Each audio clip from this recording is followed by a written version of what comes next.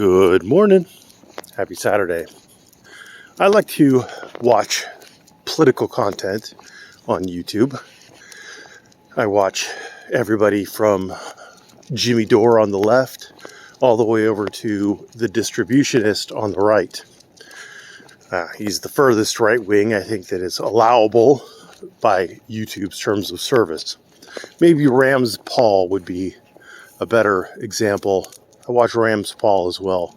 Now, I'm not saying that I agree, obviously, with everybody from Jimmy Dore to Rams Paul or the distributionist, depending on which of those two that you know, if either. But I watch them, and as long as they are internally consistent with their ideology, then I will watch and enjoy their content, whether or not I agree with them. For example, if you were against the vaccines when Trump was president, but you were for the vaccines when Biden was president, because Biden's your guy and Trump's not, well, or vice versa, if you were for the vaccines when Trump was president and against them when Biden was president, again, just because it's your guy or not your guy, then you're probably not the kind of political content that I want to watch. I also watch some legal content. My favorite channel for legal content is Uncivil Law. He's not the most entertaining of fellas, but he tends to be right, and I enjoy people who tend to be right in their legal analysis. Another channel that I think tends to be right is Viva Fry. And Viva Fry has a pretty good little show. Viva Fry himself is a fairly unassuming Canadian gentleman who doesn't pretend to know anything that he doesn't know and is very modest and humble. And his counterpart, Robert Barnes, is bombastic, a know-it-all, who tends to be right quite a bit, or at least I tend to agree with him quite a bit. Not always. But that's their little show. Viva Fry will do the common man setup. I don't understand this. Can you explain this for us, Robert? And then Mr. Barnes will tell us his opinion as though his opinion was fact. And it works well for a show. Anyway, because of this, I have now twice been disappointed heavily with Mr. Barnes. The first time, he debated the pro-Israel position with some kid I've never heard of. I'm going to say Nick Fuentes. It's something Fuentes. I'm going to say Nick Fuentes. I could be wrong on that. Don't at me, bro. Anyway, Robert Barnes' debate position on that was that Israel and the U.S. have a common enemy. Oh, we're both fighting Islamo-fascist terrorism. And so, therefore, we need to just basically roll over and get reamed by Israel for every little thing. And the kid did better, much better at the debate than Robert did, which, I mean, the kid looked like he was like 18 or 19 years old. I mean, the kid looked hella young. And Robert Barnes is a seasoned trial attorney. I was very disappointed in the results. It seemed like Robert was either unprepared or he just really has his beliefs based on nonsense. Anyway, last Sunday, I know I'm about a week old, but I'm kind of busy throughout the week. Last Sunday, in their Barnes and Fry stream, they were talking about platforms, about social media platforms. And Robert Barnes said that, again, I could have this wrong because I've slept since I've watched it. So I'm going to say it's Andrew Torba. Don't at me, bro. It's something like that. The guy who owns Gab. Or maybe he's the director of Gab or something along those lines. I'm not entirely sure which. Anyway, he doesn't like Gab. Barnes does not like Gab because Andrew Torba is a bad guy with bad beliefs, with wrong beliefs. So So Robert Barnes won't use Gab because he disagrees with the beliefs of the, I don't know, the director, the owner, the CEO, whatever, of Gab, right? But this is the same Robert Barnes who uses Twitter. So that means that this Robert Barnes, who, by the way, is, I think he's mostly right-leaning. He's a President Trump supporter, etc. But that means that Robert Barnes, if not agreeing with the person who owns, runs, and manages whatever, a social website, a social media website, means that you won't use it.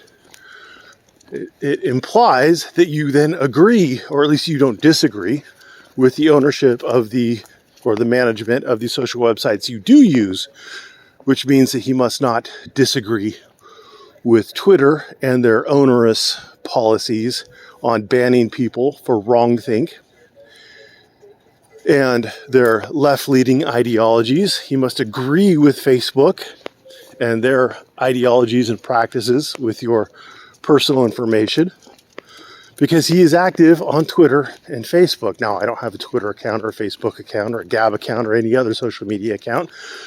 I guess technically I have a Discord account, but Discord is also garbage, and all social media is garbage, and it's bad for you, and you should stay off of it. But it's hypocrisy like that drives me nuts. Oh, and so I looked up what heinous thing that Andrew Torba, I think it's Andrew Torba. Again, I've slept since I looked into this stuff, and I haven't really researched it, and I was just musing on it as I was walking this morning. I looked up what heinous ideologies and or beliefs that Torba had, and apparently the ADL thinks that Torba's a bad guy. Now, if you are basing your opinion on what the ADL says or thinks about anybody, well then, I mean, literally everybody who has even the slightest disagreement with the ADL is an anti-Semite. They called Marjorie Taylor Greene a insanely strong supporter of Israel. She hasn't found any aid packages or relief packages for Israel that she has not supported 100%. But she, for the heinous crime of comparing vaccine mandates to the Holocaust, for that heinous crime, she was labeled an anti-Semite. I mean, it's just absolutely insane. They have weaponized the term anti-Semite to the nth degree. I don't remember exactly the quote. It was some fairly innocuous quote that Torba made, something about being a Christian or something along those lines. And, saying things out of the Bible makes you an anti-Semite or something. I don't know. I'm not the ADL, but apparently everything makes everybody an anti-Semite. It's crazy. They are a terrible nest of vile human beings. And they are probably the only group that I despise more than the Southern Poverty Law Center, who also tends to label people as racist or otherwise bad if they disagree with them politically. I remember the Southern Poverty Law Center, like they've lost lawsuits for defaming people about being racist and terrible people. Majid Nawaz, again, I haven't looked up the name. This is just off the top of my head. I could be wrong. But he's like I think he's Pakistani of birth, but he's a